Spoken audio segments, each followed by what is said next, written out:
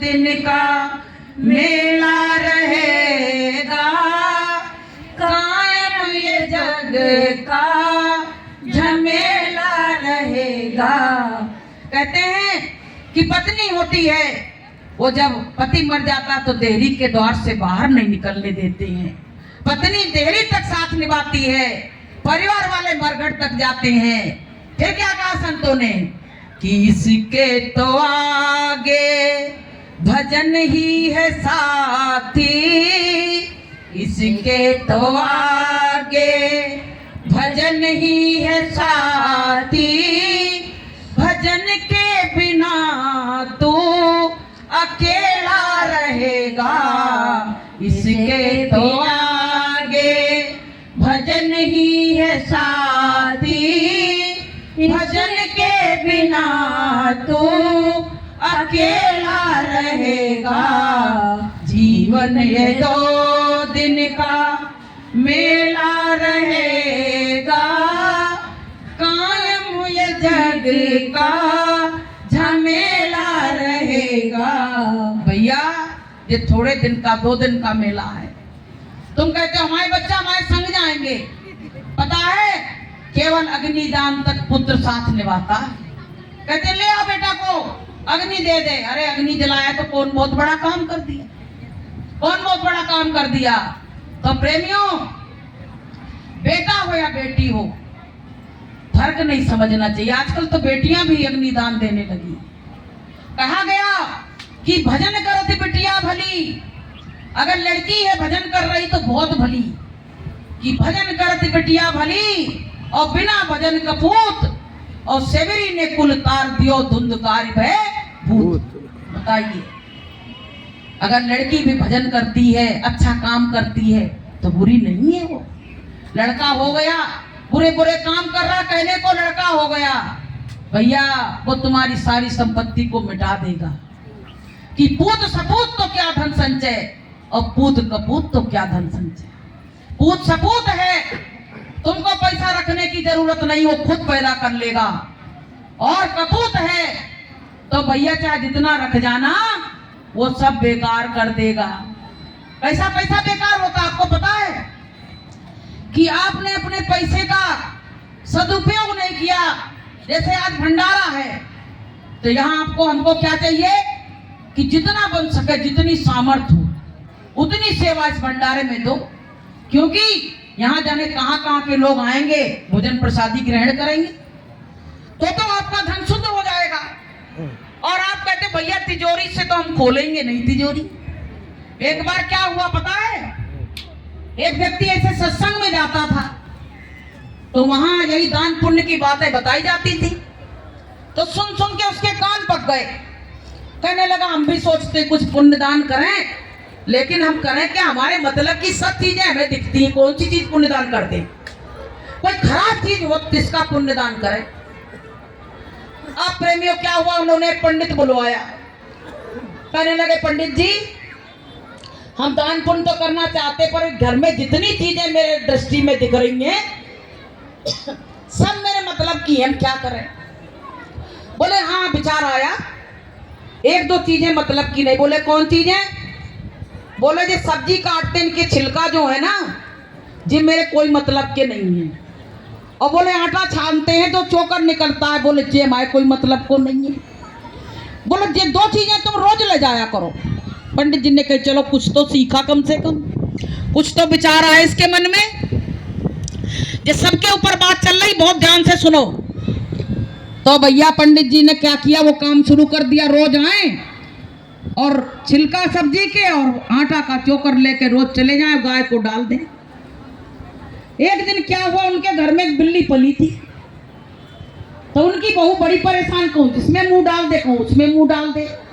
एक दिन उठा के पटा मारा तो बिल्ली वहीं फैल गई। अब भैया आफत हो गई, बिल्ली मारना कोई तो अपराध है भैया, सोने की बिल्ली बनानी पड़ती, पंडितों ने कहा ऐसा। तो प्रेमियों अब बिल्ली पसर गई, तब तक वही आ गए वो लेने छिलका। हम कहने लगे जी क्या हुआ। बोले अरे पंडित जी को इसे कहना नहीं, वो बहू ने पटा दे दिया, सो बिल्ली मर गई। बोले अब तो इसका तो बहुत तगड़ा हुआ है। तो बोले क्या करना पड़ेगा? बोले पत्रा देख के बताएंगे, घर पे आओ।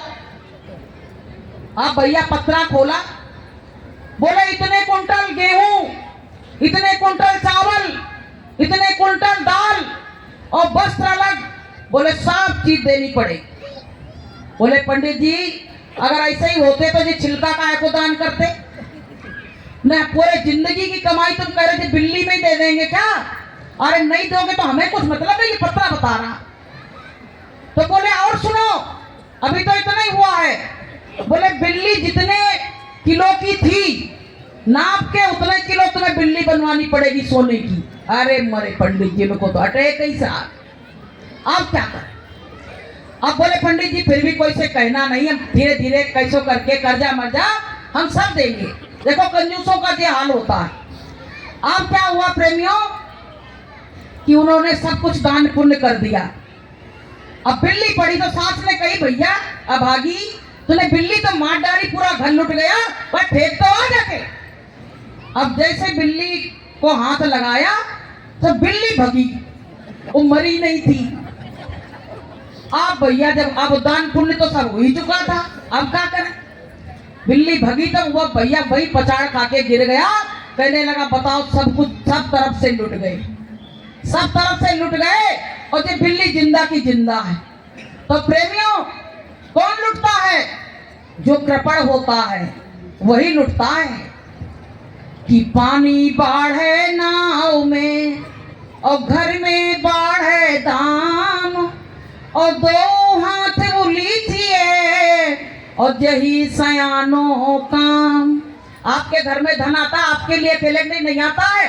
10वां अंश गुरु का होता है, तो उसमें दान पुण्य करते रहो तो कम से कम वो अन्न बर्बाद तो नहीं होगा। ऐसे तुमको कोर्ट में कचहरी में डॉक्टरों पे नहीं जाना पड़ेगा।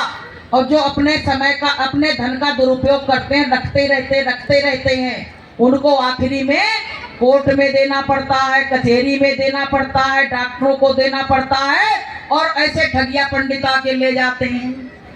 तो प्रेमी भाई बहनों ये कहानी हमको ये शिक्षा दे रही है कि आप जो भी अपने जेब में लाए हो थोड़ी बहुत सेवा इस भंडारे में जरूर दो, क्योंकि सेवा देने से ही कि दान देने से ही बढ़ता है।